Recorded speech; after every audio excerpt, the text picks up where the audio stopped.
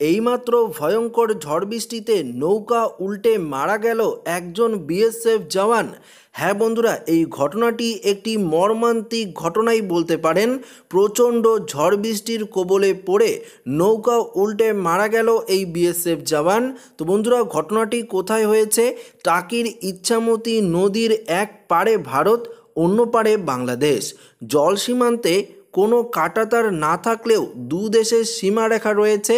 পাচারকারীদের রুখতে এবং নিরাপত্তার কারণে প্রতিদিন জল সীমান্তে যন্ত্রচালিত নৌকা নিয়ে টহল দেয় বিএসএফ।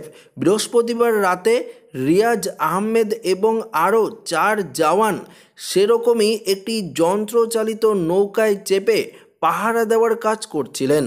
বিএসএফ ও স্থানীয় সূত্রে জানা গিয়েছে, রাতে আচমকাই প্রবল ঝড় বৃষ্টি শুরু হয়, ফলে নদীর স্রোতে বাড়তে থাকে। কর্মরত জওয়ানরা অবশ্যই ডিউটি ছেড়ে ডাঙ্গায় ফেরেননি, দুর্যোগ মাথায় নিয়ে ডিউটি করতে থাকেন।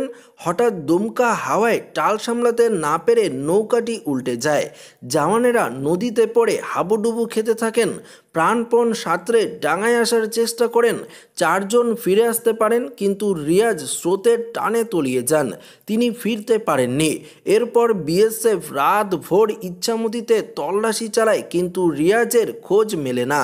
শুক্রবার সকালে টাকি থেকে প্রায় 7 কিলোমিটার দূরে সোলাদানা এলাকায় সেখানকার মানুষ দেখতে পান ইচ্ছামতি নদীর চরে উর্দি পড়া এক জওয়ানের কাদা মাটিতে আটকে রয়েছে।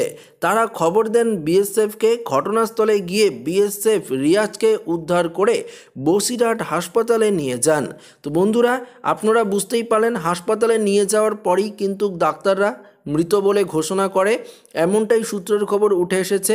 তো বুঝতেই পারছিলেন যে গত দুদিন ধরে যে বৃষ্টিপাত চলছিল, প্রচণ্ড পরিমাণে বৃষ্টিপাত হচ্ছিল দক্ষিণ 24 পরগনা এবং উত্তর 24 পরগনার বেশ কয়েকটি জেলায়। তবে আগামীকালও কিন্তু ভারী বৃষ্টির সতর্কবার্তা রয়েছে বেশ কয়েকটি জেলায়।